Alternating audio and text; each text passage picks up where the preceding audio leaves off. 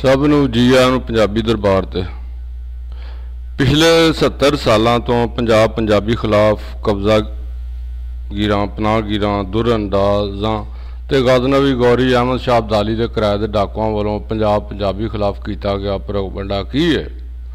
पंजाब खा गया, पंजाबी गाजब है, पंजाब हकूक पर काबज है का चूरन बेचने का तरीका। ये जनाब तहरीर यासर पीर ज़्यादा साहब दी है। प्यारे बच्चों, जैसा कि आप जानते हैं कि पंजाब वाले हमेशा दूसरे सूबों का हक गजब करते हैं, चढ़ते सूरज की पूजा करते हैं, वसाइल पर काबज है, नौकरियों में भी पंजाबियों का हिस्सा ज़्यादा है, कलीदी ओहदों पर भी पंजाबी ही तैनात हैं, कौमी असम्बली में इन्हीं की इजारादारी है, मुख्तलिफ अदारों में भी इन्हीं का सिक्का चलता है और ना जाने इनके पास कौन सी चमक है जो आंखों को खीरा कर देती है।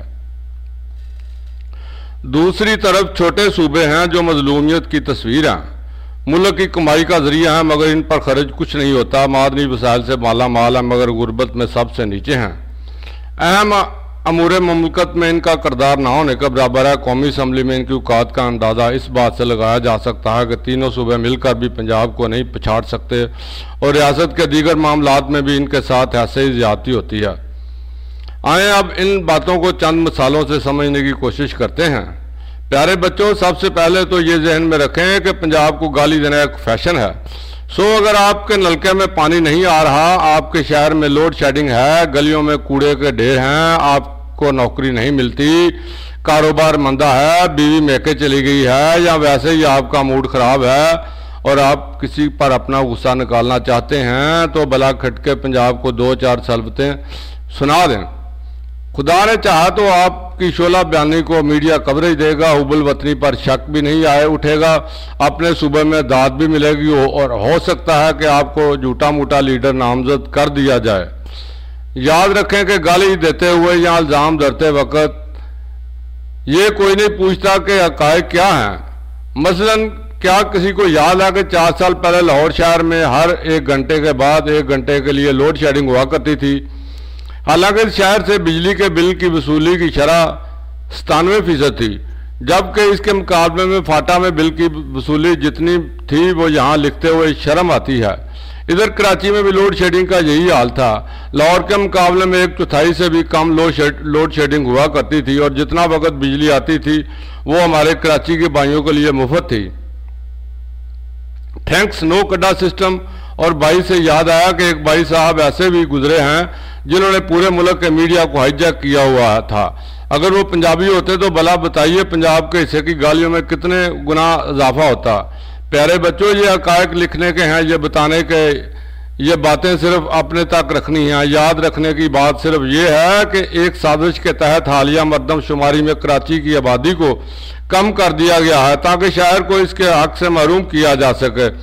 और गजब खुदा का, जिस शहर की आबादी बच्चा जानता है कि 3 करोड़ से ज़्यादा होगी, इसकी आबादी 1.5 करोड़ भी ना निकली और लाहौर की आबादी 1.25 करोड़ तक पहुंच गई। खबरदार बच्चों, तुम्हें ऐसे गुमराहकुन प्रोपेगेंडा से मुतासर होने की ज़रूरत नहीं जिसमें अदादो शुमार की मदद से ये बताया जा रहा है कि 1981 में कराची की आबादी 53 लाख थी। 3.5% की शरह से बढ़ने के बाद ये आबादी 1998 में 93 लाख हो गई। आखिरी मरदमशुमारी में आबादी बढ़ने की शरह 2.5% बताई गई है। अगर यह शरह दुरुस्त नहीं और आबादी इसी 3.5% की शरह से बढ़ती तो इस सूरत में भी कराची की आबादी 1.25 करोड़ से ऊपर न जाती, जबकि हमारा दावा कम से कम 3 करोड़ का है और 3 करोड़ आबादी हासिल करने के लिए ज़रूरी था कि कराची की आबादी 6.25% की शरह से बढ़ती, जो नामुमकिन है। और अगर ऐसा हुआ है तो इसका मतलब कि हर 6 में से 2 या 3 अफराद को गिना ही नहीं गया, जो मज़हक़ा खेज बात है। हम ये भी कहते हैं कि कराची के बाज़ देही इलाकों की आबादी कराची में शामिल ही नहीं की गई, लेकिन अगर इस आबादी को भी मिला लिया जाए तो कुल 11 लाख का इजाफा बनता है और होने का मुकाम यह है कि शहरी और देही इलाकों की हदबंदी करना खुद सूबाई हुकूमत का काम था। पंजाबी वफाक का इससे कोई ताल्लुक नहीं था। मगर प्यारे बच्चों, जैसा कि मैंने कहा कि इन नाम नहाद हक़ाइक़ पर तवज्जो देने की ज़रूरत नहीं। जोर सिर्फ इस बात पर दो कि कराची की आबादी को एक साजिश के तहत कम किया गया है। और हाँ, ये बात भी नज़रअंदाज कर दो कि हालिया मरदमशुमारी के नतीजा में पंजाब की कौमी असम्बली की 2 नशिस्तें कम हुई हैं और बाकी छोटे सूबों की बढ़ी हैं।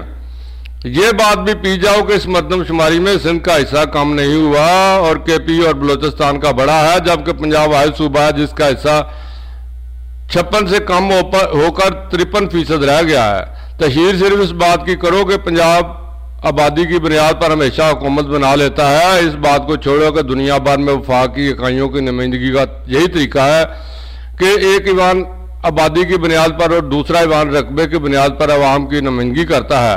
तुम सिर्फ ये सबक याद करो कि मुख्तलिफ हल्के हमेशा पंजाब से होते हैं, इसलिए बालादस्ती पंजाब की है।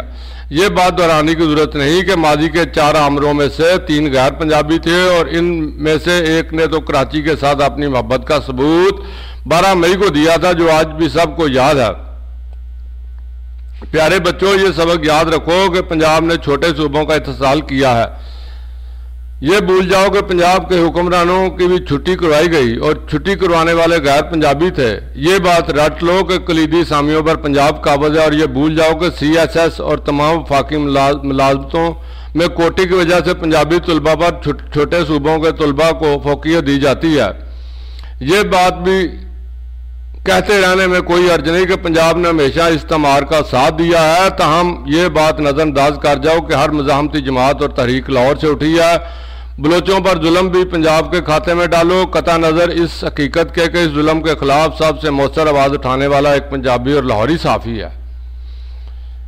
सबक प्यारे बच्चों, इस बात में हमने ये सबक सीखा है कि अगर हम ऐसे ही कैक से नजरें चुराते हुए आंखों पर तअस्सुब की आनक चढ़ाकर अपना अपना चूरन बेचेंगे तो फिर बात यहाँ तक कान पहुँचेगी कि पेशावर में धमाका, पश्तून हलाक, लाहौर में धमाका, पंजाबी हलाक।